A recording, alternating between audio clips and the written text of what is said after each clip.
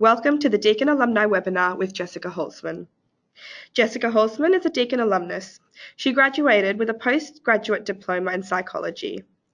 Jessica used her study skills she learned at university to create her very own and very successful YouTube channel, Study with Jess, to help other students with their study.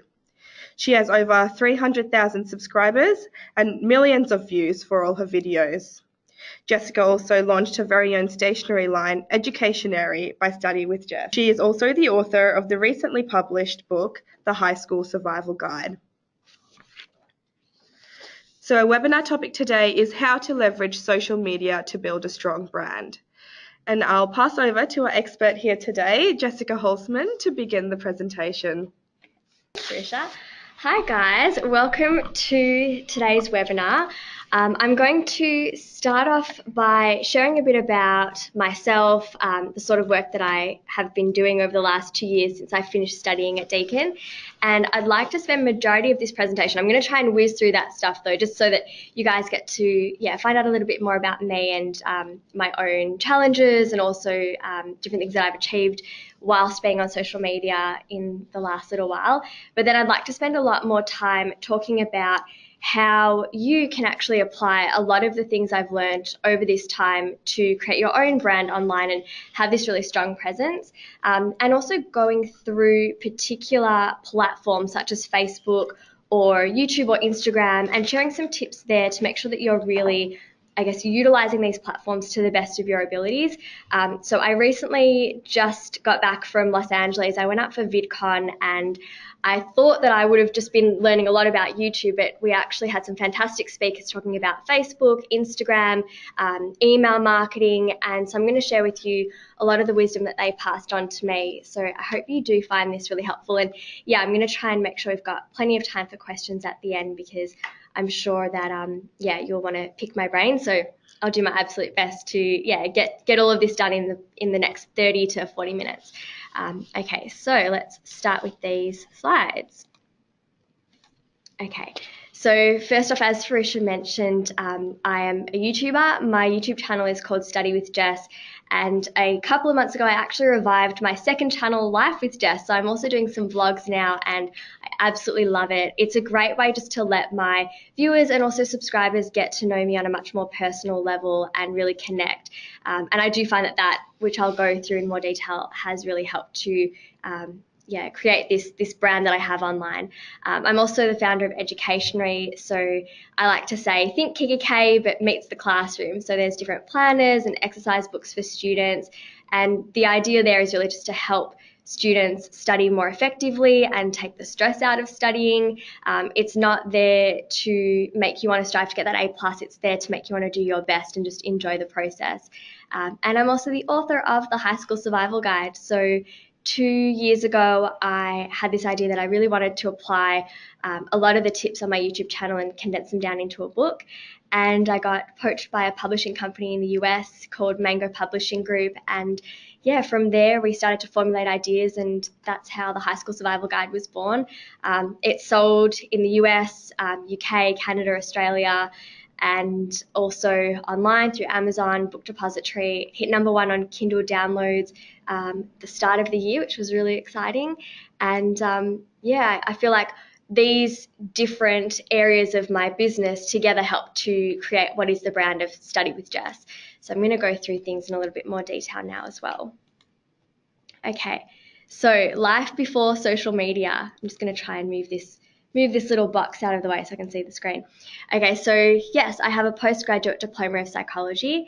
I always thought I would end up pursuing psychology for a career.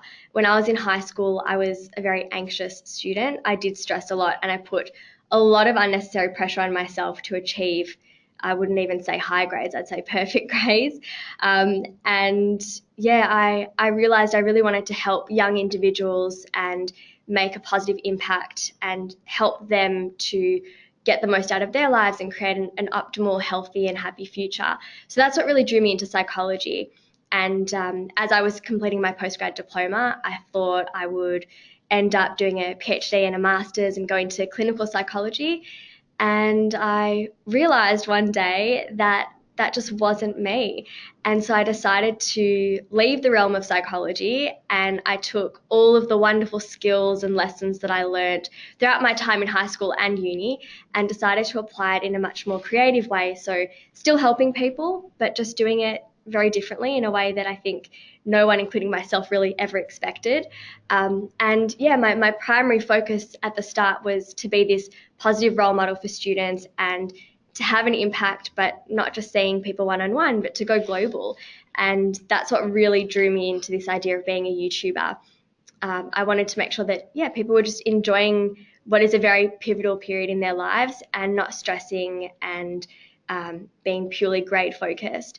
So another reason I went into social media was because I felt for a long time my life really lacked creativity. So if any of you guys feel like, perhaps that's something that's missing in your life, social media, it's pretty cool because it honestly can be everything and anything that you want it to be. So it really does allow me to be creative, from learning to film, to edit, to designing my thumbnails, styling photos for Instagram, writing my scripts, thinking up new video ideas and web series ideas. It's opened a lot of doors. So yeah, I feel like social media, you're limitless. And I was really looking for something more, and that's what I found in this world of YouTube and Facebook and Instagram. And yeah, it's really cool. Okay, so next thing I wanted to talk about was educationary. So this is actually one of my products, the exam summary book. And yeah, you can see there's different templates in there to help students structure their weekly summaries. And you can check it out. The website, seedededucationary.com. And yeah, here's another photo of one of the planners that I came out with, the homework planner. And you can see it's all very bright and colourful colours, trying to inspire and motivate students to get their work done and actually sit down at their desk. And then here's a little screenshot of my YouTube channel, just so you can see the sort of videos that I've been posting up. Originally, it started as purely study tips, and I recently, actually, as one of my vlogs on my second channel, Life with Jess, if you want, you can go check it out and have a bit of a laugh, I decided to watch my very first video back and do a reaction video. So the very first video I did was just 2 random study tips and a random DIY for your desk. And since then, you can see the channel really evolving over the last 2 years, and I'm doing things like my productive morning routine, or how to make some healthy study snacks, how to stay organized, or how to study for your exam. So it's a lot more broad now. I even did, I think you can see at the very bottom of the screen, 16 life lessons I learned in 2016. So I'm trying to put some more advice and guidance into my channel too, and make it a lot more personable. And also more relevant to students of all ages. So not just middle school students or high school students, but even young adults that are perhaps going back to study or are finishing their studies and now starting to work full time. So yeah, my tagline originally was Study with Jess, Study Tips Guru. And over time, I think what's really important to remember is with social media, it's ever changing. You're always adapting, and you're always renovating your business. So I started as a study tips guru, but now it's much more focusing on well-being and health and organization and productivity. So it's, for me, my channel is all about inspiring students to be happy, healthy, and productive. So just being mindful that what you start off doing on social media, it will change. Even if you have a wonderful idea, it will just continue to grow, and it will grow and evolve with you as your ideas continue to expand too. So just thought I'd mention that how I started off is not actually where I ended up, but that's all part of the fun journey that you go on with social media. And yeah, my study skills book, The High School Survival Guide. So I launched that in February this year in Australia and September last year overseas, to time with that back to school season. And it's just one of the amazing opportunities that have come my way through building a strong brand on social media. So I don't think I mentioned this already, but when I hit, I think it was 50,000 subscribers, I got approached by a network in LA that are run through Nickelodeon called Awesomeness TV. And then when I was at 90,000 subscribers, the publishing company approached me to write a book. And it's pretty amazing, because these sort of opportunities, perhaps they would have come about at some point in my life, but I think they've come about faster and easier because of having my videos online, having this online presence, and really having your work online is this huge online portfolio, which is just going to give you amazing exposure, and the right opportunities will come your way. Of course, there'll be opportunities that are probably not so relevant to you, and it's just about filtering through them and deciding, do I want to work with this company, or do I really want to work on that kind of project? Where is my vision heading? What's my long-term goals? And so for me, I actually remember I was on a flight with my family to Queensland, and I started my very first blog post for my Educational Stationery Lines website. And as I'm writing my third blog on the flight, I turned to my mum and I said to her, I'm going to write a book. And she just looked at me as if she knew I was dead serious, and I've always been, very strong-willed. And she just said, I know. And I think it was about 3 or 6 months later that the publishing company approached me. So I had that idea in mind. And so when they did come to me with this idea, I just knew that it was in sync with what I wanted, and just a wonderful opportunity that I really needed to take up. So now I'm going to get into the real nitty-gritty, the stuff that I want you guys to apply if you're looking to create an online brand, an online presence.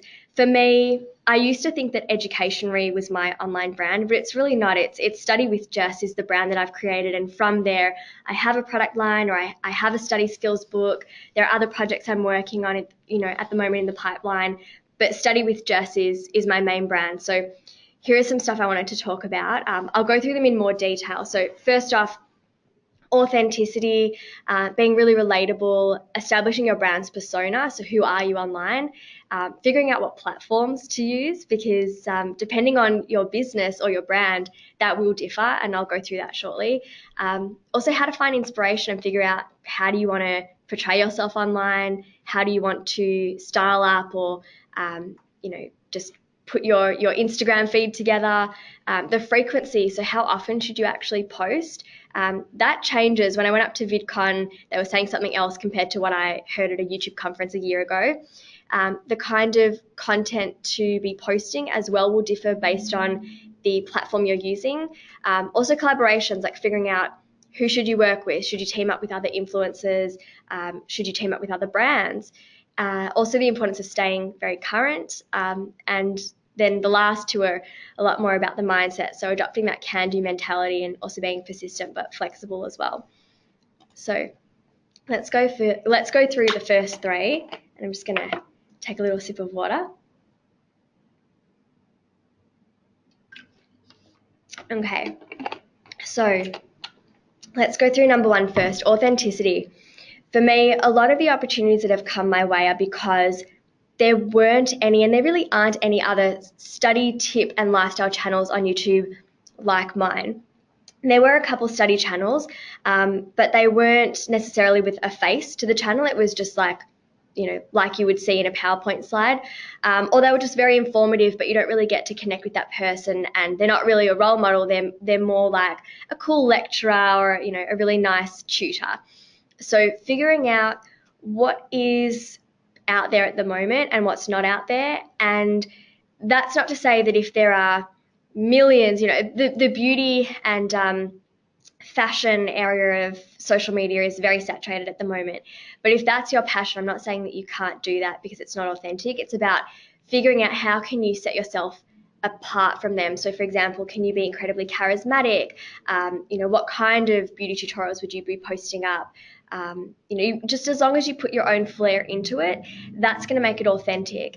Whether you have a YouTube channel or a shoe line or a sock line, or you're inventing a product, it's really just about figuring out who are you really, like what is true to yourself, what are you passionate about, and going with that, because there isn't anyone else in the world with the same combination of creativity and wisdom and charisma. There's no one else just like you. So as long as you are actually being really true to yourself, then people will connect with your brand, they will connect with you, and that is the best way to make sure that what you're putting out there is something that you are genuinely really happy with and invested in.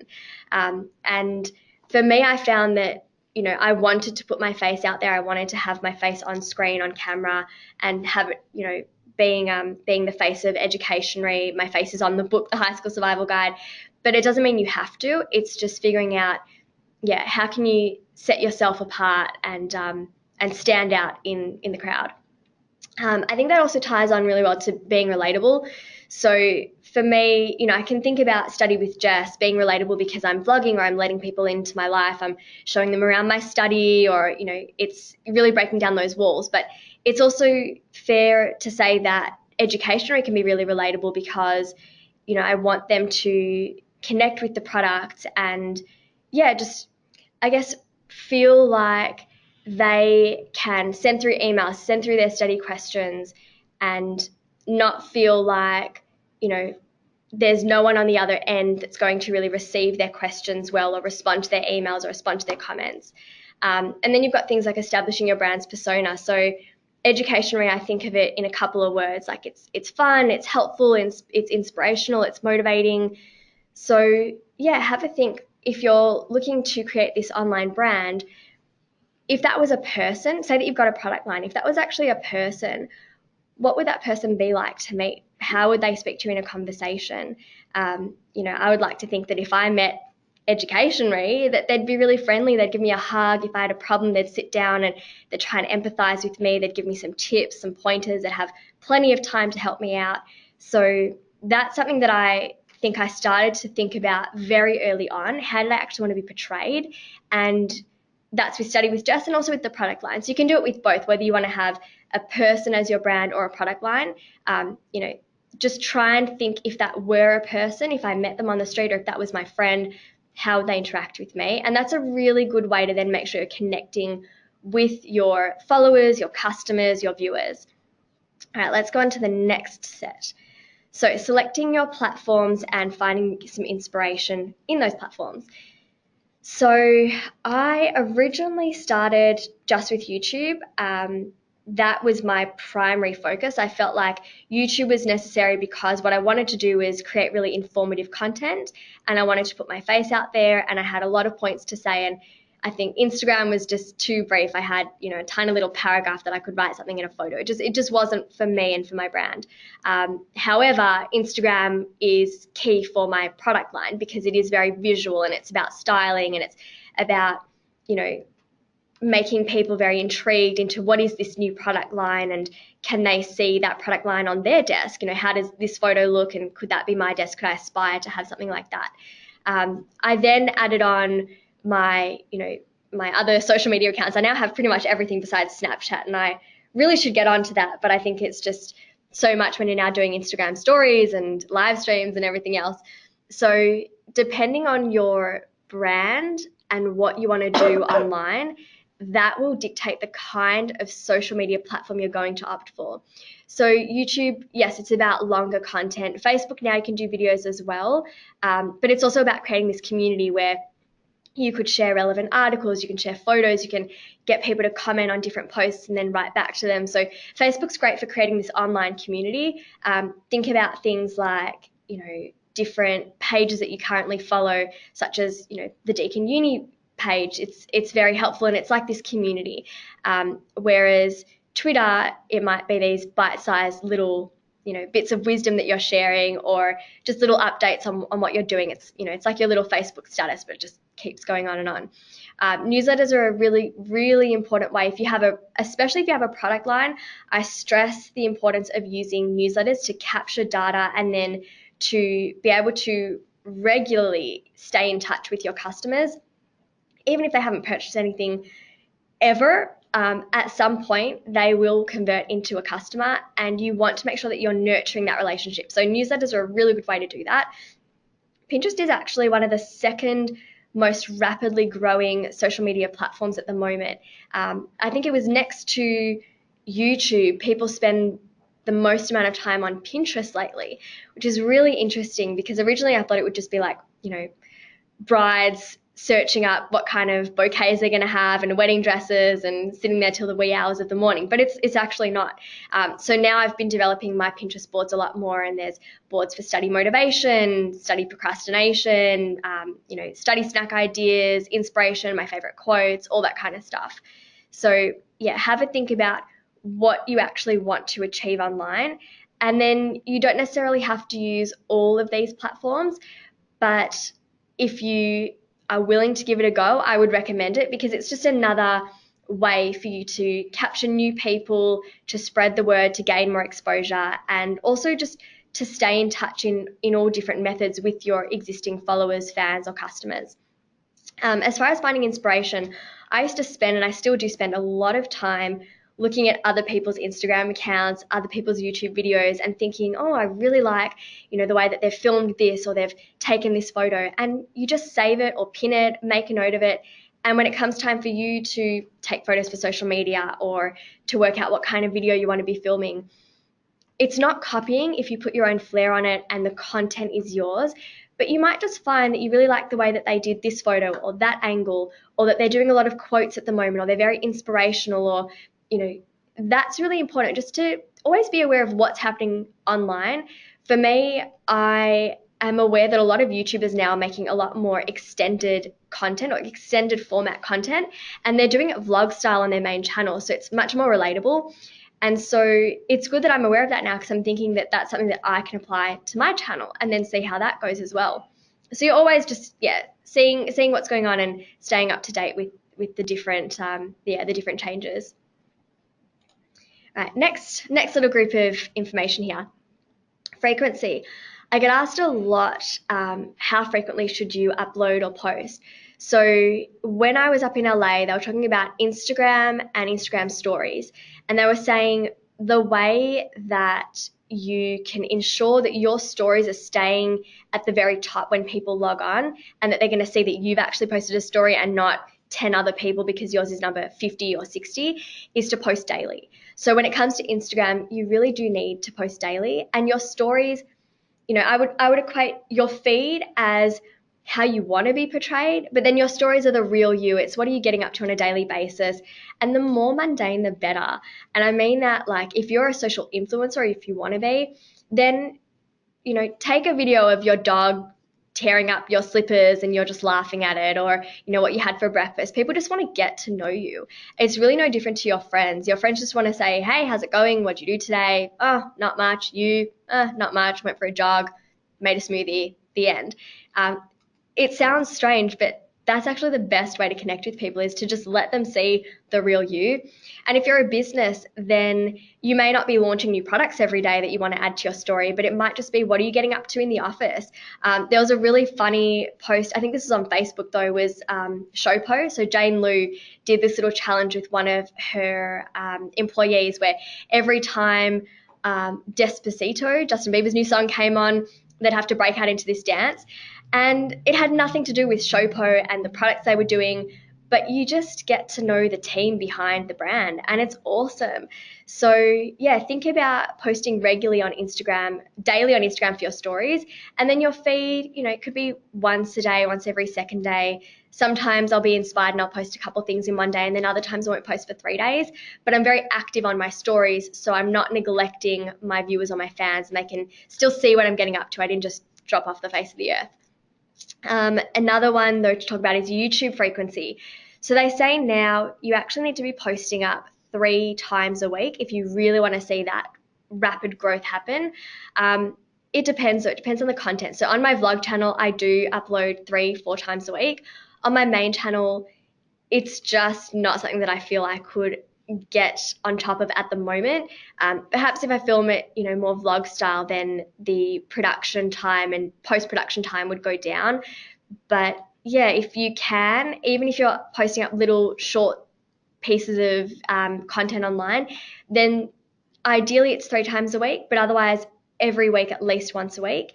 And the timing that you post, Instagram doesn't matter. Facebook also doesn't matter. The algorithms will just pop it up at the top of someone's feed if they think it's relevant when they log on. But YouTube, it does matter, because it's almost like your favorite TV show. So think about, a show that you like to watch, and before Netflix came along, guys, you'd always know at 7 p.m. this show is on, and you'd stop your evening and you'd go watch your show. So you need to be reliable and treat it like your own channel, your own station, because the more consistent you are and the more reliable you are, then the more that your viewers know when to expect your content. They'll go online around that time, and the views that you get within the first 48 hours are crucial. That's how the algorithm really figures out is this of interest or is it not? And if it is, we'll bump it up. We'll put it onto, you know, the homepage of other people that can then discover this content, or otherwise we'll just bump it down and it's probably not something people are interested in. So yeah, YouTube frequency is very important. Twitter, I think it's nice to do something daily because, again, it's just the, hey, this is what I'm up to, just like your Instagram stories. Newsletters, I post a newsletter twice a week. I do a newsletter letting people know when my new blog post comes out every Friday morning. And I have my favorite inspirational quote for the week on a Tuesday morning. So I think at least once a week is important. And then there's those kind of little email funnels you can start up at the very beginning where they sign up and they get the same set of email chains for the first, 6 weeks or so. And it's just really nurturing that relationship. But you really do need to do something at least weekly, because once people stop engaging with your content for a couple of weeks, it's like that relationship's gone cold and you've sort of lost them. And then Pinterest, as long as you've got your boards there, just add to them whenever you find inspiration. I was sitting on the couch last night and my fiance was looking at something online and just found these really funny quotes that I decided, I'm just going to pull out my laptop and add them to my board. Just, whenever inspiration arises, then just add to it. The content itself, something that is becoming very clear is video is really, really important.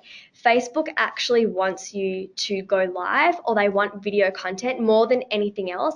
And so a live video or a video will be ranked up much higher by the algorithm than any other thing that you could post up. And the great thing is also that you're more relatable, you're interacting with your followers, and you're just, again, facilitating more and newer relationships. Instagram as well, if you go onto the very home or search page of Instagram, the first thing you'll see is the little stories that are recommended for you that you're not following those accounts, followed by a video that's showcased. So video is now also very preferable on Instagram too. And then you're even seeing videos pop up on websites. So instead of just the about us or our story, you've actually got a video saying, hey guys, this is our story, and there's someone behind the screen.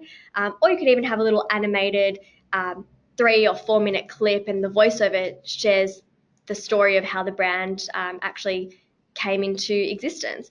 But that's something that I did early on with my website, and I think it's really important because people just really like video content, and the algorithms online are ranking them up much higher. Collaborations. So I think sometimes brands can fall into this idea that a collaboration, no matter who it is, as long as they've got a large following, is going to benefit the brand. It's not always the case. And it's great that I'm an influencer, but I'm also a brand with a product line. So I get sponsorships, I get brands coming to me saying, hey, we'll give you this product, we'll pay you this amount of money, we want you to share it with your viewers. And if I think that fits my channel, I'll do it. If I don't, because it's bikinis or skinny tea or teeth whitening, then I just say I'd love the money, but it's just not going to be relevant, so you can't do it.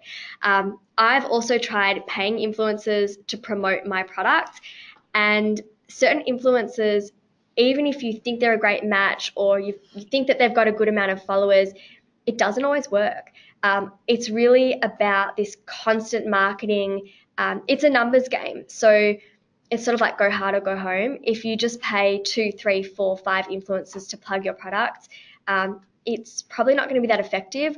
Also, some influencers have much higher engagement and they've got much more loyal followers. So you could have 2 people with 100,000 followers on Instagram or 100,000 subscribers, but one of them has 10% of their viewers liking their posts or 20% of their viewers watching their videos every time, compared to the other that has a much less engagement there.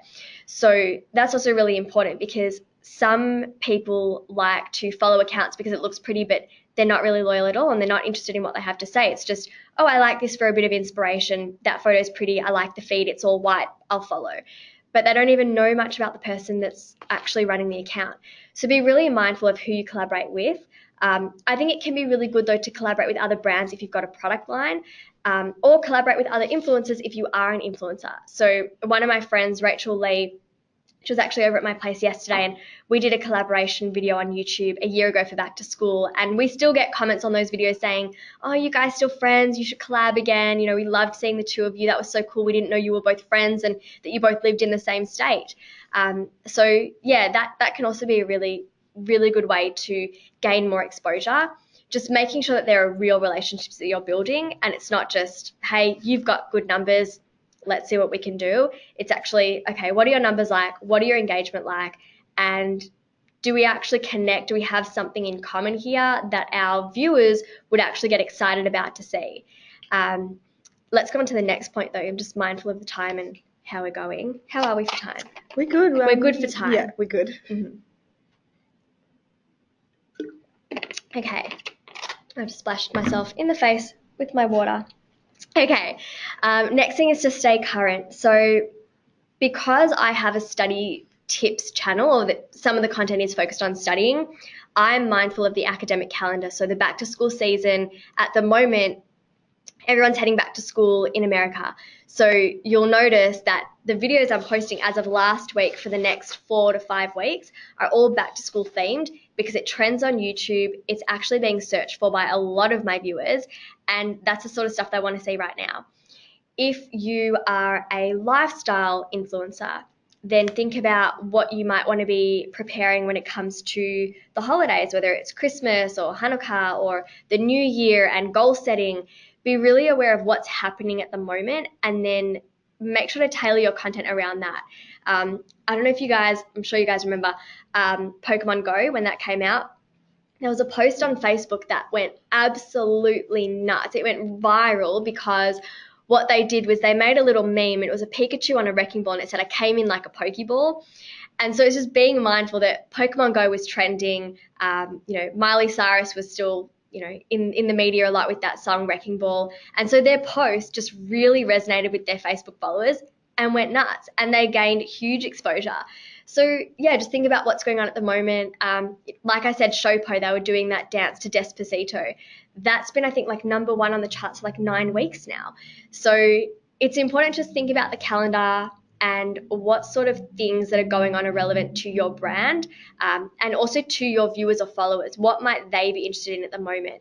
I made sure that when 13 Reasons Why came out on Netflix, I watched it because I knew a lot of my viewers were in that age bracket that were watching that show, and I wanted to know what they were watching. I wanted to know what was going on for them and the sort of issues that are now being discussed, so that my content will stay relevant, and that I could then make a video on that topic and, address mental health or address bullying or, suicide or self-harm. So that was just something that I was mindful of what my followers were doing, and then I wanted to make sure that I was staying up to date with them so that I could keep up on what they're looking at and what they're thinking about or what they're going through. So you've really got to know your audience, and that will dictate the kind of content you put up at certain times of the year. Okay, let's go to the last 2 points. And then I also want to go through just a couple other things in more detail perhaps before we get into the questions. So adopting a can-do mentality. For me, I also wanted to share, a couple of challenges that I went through. So I remember it was week 9 that I posted my 9th YouTube video, and it was like my videos just weren't really getting much traction at the start. And I felt really discouraged, and it was like, why is my channel not working? Why is my content not going viral, but other YouTubers are making videos with similar topics and theirs are doing really well? Or there are challenges that you face as far as getting your products into production and meeting deadlines, or, having setbacks, trademarking and getting knocked back and having to figure out what's your next step. So you've really just got to have your vision in mind. I have a vision board above my desk. I even made a video on that topic if you want to go watch that. And it's just there to remind you, what is your purpose? What are you actually trying to achieve with your brand? Because it's not just about money. It's got to fulfill something more within you, because that will drive you, that will give you that pep in your step to keep going. And self-belief is key, especially when you're running your own business. It pushed me more than anything else in my life ever has.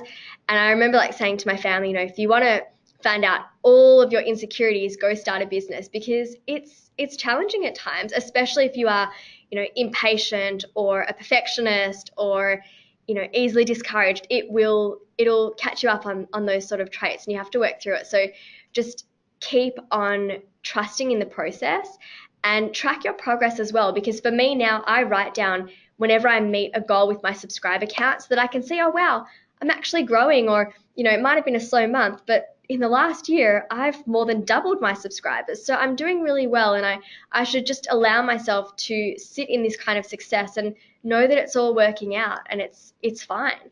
So yeah, your mindset is everything with the business, because when things get tough, you need to keep going.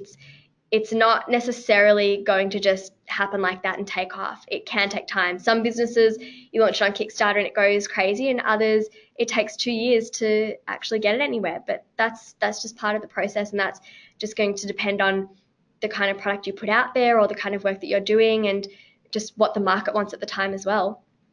And be persistent but flexible. So I think it's really important that you do have flexibility when you're starting your own business, because things change. So I'm always changing up the way that I create my content, or the kind of content I put up there, the kind of styling I do for Instagram.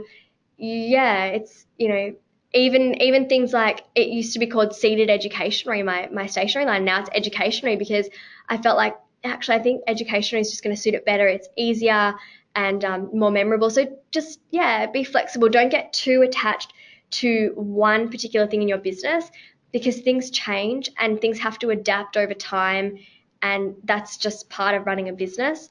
So yeah, those last 2 points I wanted to include here, because it may not, be all about how to post a video on YouTube or get thousands of views. Sometimes it's also important to take a step back and think about the person that's actually creating the content, and making sure that that person is okay, and that you feel good about the sort of stuff that you're doing, that the work that you're doing is worthwhile and it is fulfilling, because it's very important that you actually get something out of the business as well. It's not just there as a vehicle to make money. Because at some point money is going to come, and then it's like, well, what now? Money's coming, but I'm not really doing much. I'm not achieving much. I'm not growing. I'm not challenging myself or pushing myself. So definitely keep that in mind. Whether it's, with social media or anything in life, flexibility is key. Okay, and I just popped this quote up here because it's one of my favorites to say. It's, when things don't go right, go left. So it's all about just changing up your ways, being open to, different avenues for finding solutions, and just, going with the flow. And I can tell you that took me a really long time to get to that point in my life, because I was very rigid at the start, and I didn't really want to hear what other people had to say or their feedback. And then you start to become much more open-minded, and you can kind of just like sit back into your seat and exhale and let things take their course. And I think that's, really important, to not get so fixated on one particular thing, but to just think about how you could approach a particular challenge in a different way, and see it as an opportunity for growth, see it as an opportunity to evolve your brand, and not that, you're losing something. So we'll start with the Q&A perhaps. I think I've gone into quite a lot of the specifics with Facebook and Instagram. So why don't we open it up for a bit of a Q&A? Thank you so much, Jess. What a wonderful presentation, and thanks so much for sharing your story. That's amazing. Thank you. My pleasure. I'm just going to turn the webcam off now while we go to question time. And for those who have a question, now is the chance to type them in. So we've got a question from Leanne. Could you please send the link to the Study Aids website? I'll be sure to send that around with our post-webinar survey, which you'll receive in the next couple of days. Next question from John. Jess, did you... Oops, where did that go?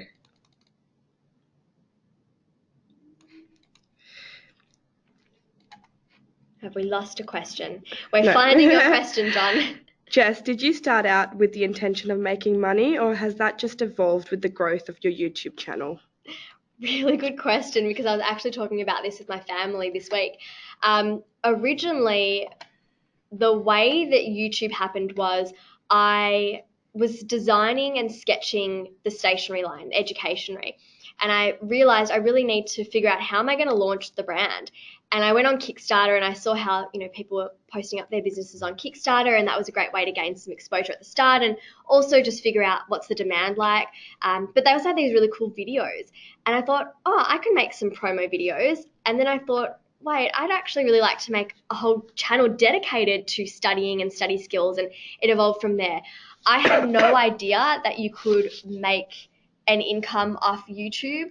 And it's been a really wonderful surprise for me, because it's meant that while my product line has been growing, while it's been getting out into the market, it just had a trial in some of the flagship stores of Forever New, like Chadstone Shopping Centre and so on.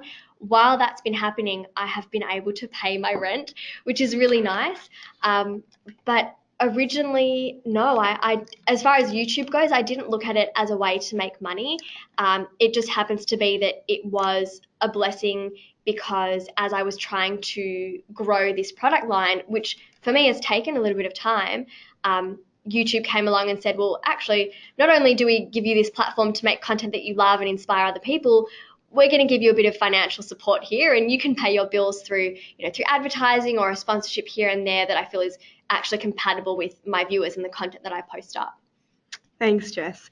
Our next question from Nina. I do a little bit of social management for one company that has not so great reputation. Mm-hmm. What's your approach to negativity?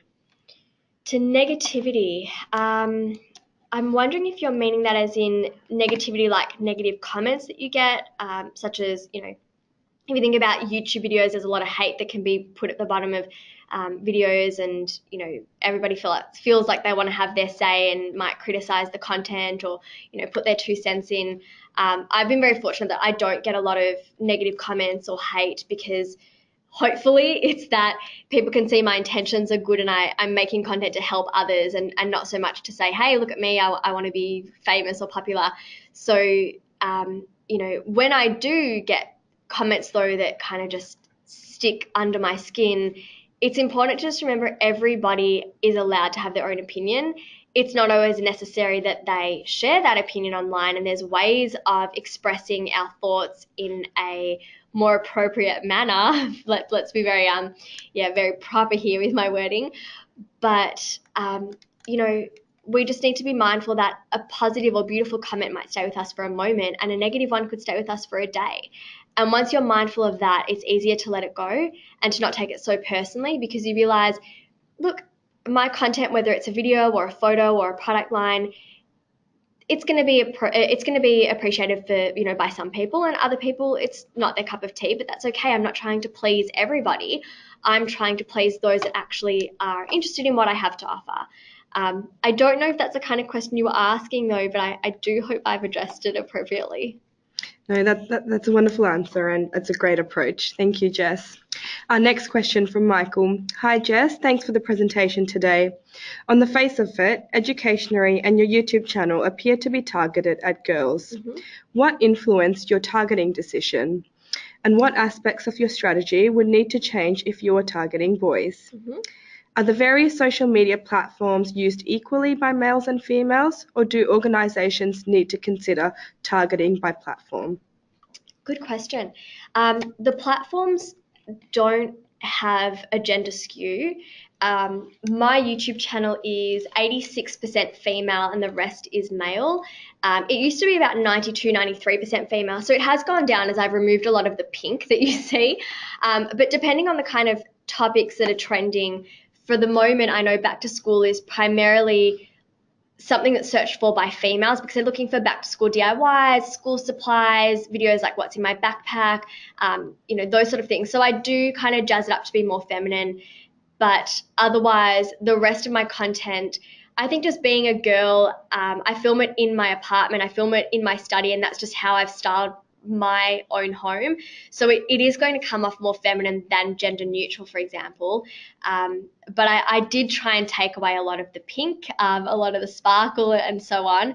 So, my vlogs are very neutral. It's just, hey, here's what I have to offer. This is what I'm doing today. But my main channel, I think, because majority is, that female demographic, I think I do sometimes style it a little bit more feminine. I am a very girly girl though, but I wouldn't worry about the kind of social media platform you're using, hoping that it's going to appeal more to boys or more to girls. I haven't really heard of that before, and originally I started it targeting females because the channels I watched were very feminine, and that was just the sort of stuff that I enjoyed. So I just sort of created that kind of content, and then realized, hey, study skills, organization, this is applicable to students of all ages and both genders.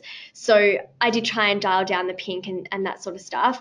And as far as educationary goes, because I launched it after my YouTube channel when the demographics were skewed towards females, I launched with very feminine colors.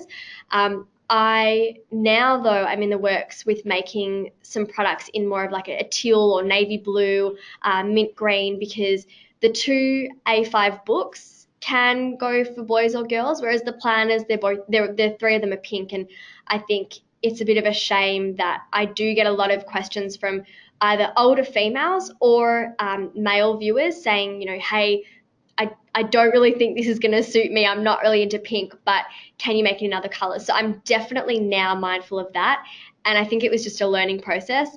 I think if I could go back and start over again with the color scheme, I wouldn't have launched with pink. I would have tried to have launched with perhaps colors that would be more appropriate to either older females and males, which is again like navy blues or sky blue, mint green. So yeah, you live and you learn. Thanks, Jess. Our next question from Melissa. I have a bookstagram account, Instagram for bookish things, and I've started doing some reviews. Do you have any hashtag tips? Oh, that's awesome. Melissa, I just started vlogging some book reviews on my vlog channel Life with Jess. So I'm loving finding out what other people are reading and what they think of those books. When I was trying to build up, so you said it's an Instagram account. So when I was trying to build up my Instagram account, I tried to feature other people's photos and then give them credit, and then in return they would feature mine. So it was a really good way just to cross-pollinate our followers. The kind of hashtags, though, that I have been using up until recently, I see a lot of things like, study blur, study motivation, books, bookworm, bookstagram, book nerd. There's a lot of those kind of hashtags going around now. I think you can even do a Google search and just type in best hashtags for book Instagram accounts, but actually go find some really big Instagram accounts with the same kind of theme, see what they're hashtagging, and then I'd go off theirs just for a bit more guidance, because it would be clear to me if they've got over, say, 10 or 15,000 followers, then they'd know what they're doing. So again, that's about like finding inspiration from other accounts, but I think that could be really helpful. And yeah, good luck with your account, because that sounds really cool. Thanks, Jess. Next question. What size crew do you work with for your videos? Me, myself, and I. It's a pretty lonely day of filming. I sit in my study. I set up my two softbox lights I bought on eBay. I have a Canon 70D camera and a Zoom H4n audio mic, and I just sit and talk down the barrel of the camera by myself, and I make myself laugh, and it's a party for one. So I don't have a production team. When I was up in LA, I got to film some things with Awesomeness TV, and it was so refreshing to film with two other people in the room and to not have to worry about the mic and the lighting and the setup. I just had to do some acting in front of the camera, so that was really fun. But it's just me. Thanks, Jess. That's great. Lovely comment from Monish. Thank you for your time. It was a great presentation and very insightful. I just wanted to ask, how do you go about going from an idea to sourcing to having your own product line being sent to customers everywhere? Mm-hmm. Did you get involved in the supply chain aspect of it? Yes, really good question.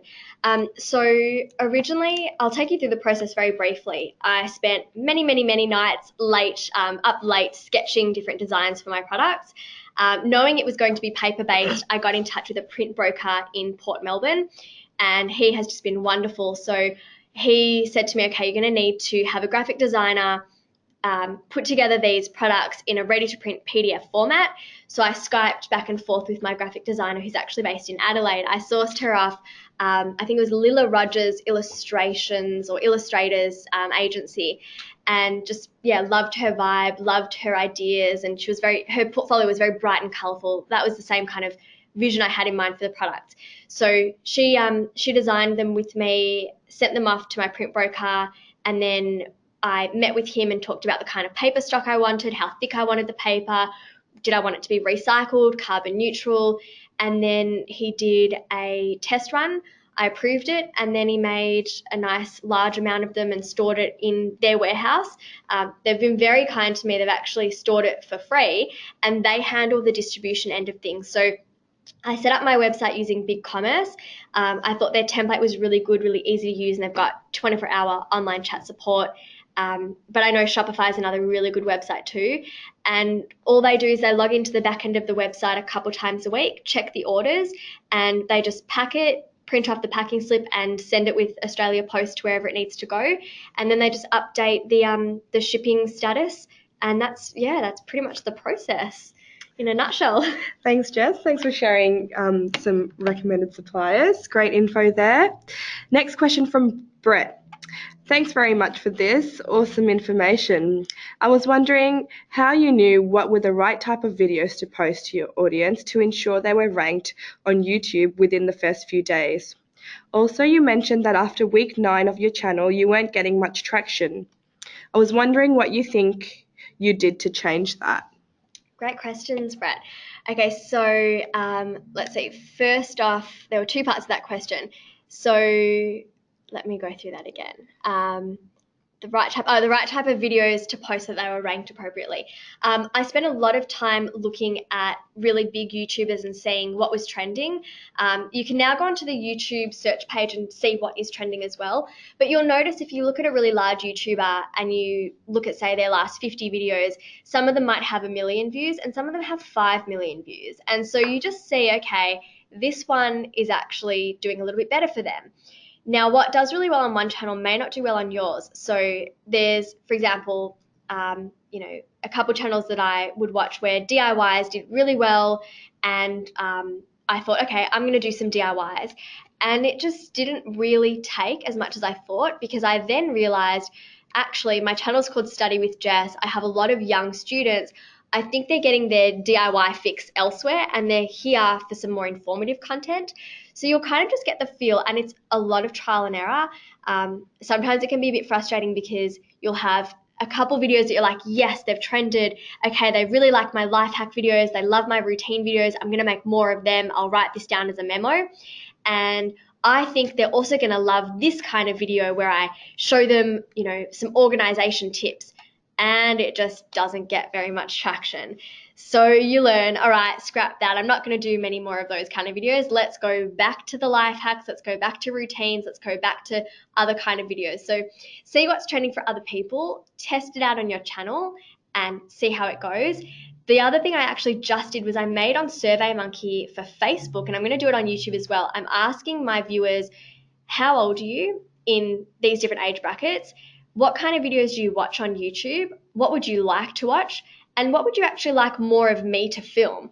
And you just ask them. And it's awesome because I have these loyal viewers that are actually going to take the time to complete my 2-minute survey. It was just 4 questions I posted up, and find out, okay, I actually didn't realize that you guys really like my inspirational chat talks. So I'm going to start filming more of them because I just had no idea, but thank you for letting me know. Now, as far as the 9-week challenge that I kind of hit that little wall, for me, I thought that going viral is just really easy. It's not. None of my videos have ever really gone viral. I have videos that are almost at 1 million views, but it's not like they exceeded 1 million views within week 1 and it just went crazy when I only had 2,000 subscribers. It took time. And so what I learned after meeting with a lot of people that have worked at Google or work with YouTube talent is it's about being consistent, growing steady, and then if you get a viral video, you've got the foundation there to capture an audience and incentivize them to actually subscribe. So I think it just took time. And also I then realized YouTube works on this exponential growth curve where it took me, say, 6 months to earn my first, I think, like 10,000 subscribers. And then it would take me 2 weeks to earn 10,000 subscribers. So I think the amount of time it took me to earn 100,000 subscribers, I then did it in half the time to get to 200,000. So it's just about sticking to it. And that's why you have to love what you do and you have to be proud of the content you're making, because you may not get that instant gratification. Thanks, Jess. We're almost running out of time, but I think we'll do one more question which ties in to your last response. Hi, Jess. Did you use any bots in any way or paid advertising to increase the number of your followers? No. Do you know, I didn't even know you could do that on YouTube. I don't think you can. I don't think you can actually pay for subscribers that are not actually real. And also, I think, I mean, it's really slow. It's not really worth it to do it. But I think I've heard of stories where YouTube banned or blocked accounts because they were watching their video over and over again to try and get the view count up. But I mean, how much time do you really have to sit there clicking refresh over and over again? Like, you know, you probably need to go and live your life. So no, I didn't. And then I actually don't know how to buy any bots on like Instagram. I don't think you can do that now at the moment either, because there are these cleanings that happen on social media where YouTube does it, they'll get rid of inactive accounts. Instagram does it, they get rid of bots as well. So every now and then you might see your account go from, say, 10,000 followers, and all of a sudden in a day you've lost 50. And that's just the cleaning. It's just getting rid of people that aren't active anymore or that may not have been genuine, that followed you because they're just trying to start something up. But it's, yeah, they might have been blocked from that social media platform too. So it was just about trying to find this niche that wasn't saturated. And I was really fortunate that, yeah, study skills and lifestyle weren't overdone when I got in. And then, yeah, just trying my best to post up some really good content. Oh, well done. It sounds like all your followers have grown organically. Yes, they are all natural. That's wonderful. So we're out of time today, and we apologize if we couldn't get to your question. To answer your question, you can tweet to Jess or email her at studywithjess, or email her at hello@studywithjess.com. You can visit her stationery line online. I don't have the link to the YouTube channel, but I'll include that in a follow-up email. It's just Study with Jess on YouTube and Life with Jess. You can search it, it'll come up. Wonderful. So just thank you so much, Jessica, for joining us today and taking your time out to share your stories and your journey. And thank you to our audience today. We had a large number listening to us today, so thank you for your participation. A lot of you asked if this recording will be available. Yes, in about 2 weeks we will upload it onto YouTube. And if you want me to email you a direct link, you can email me at deakinalumni@deakin.edu.au, and I'll add you to the mailing list. Thanks again, everyone. Have a wonderful day, and we hope you can join us again next time.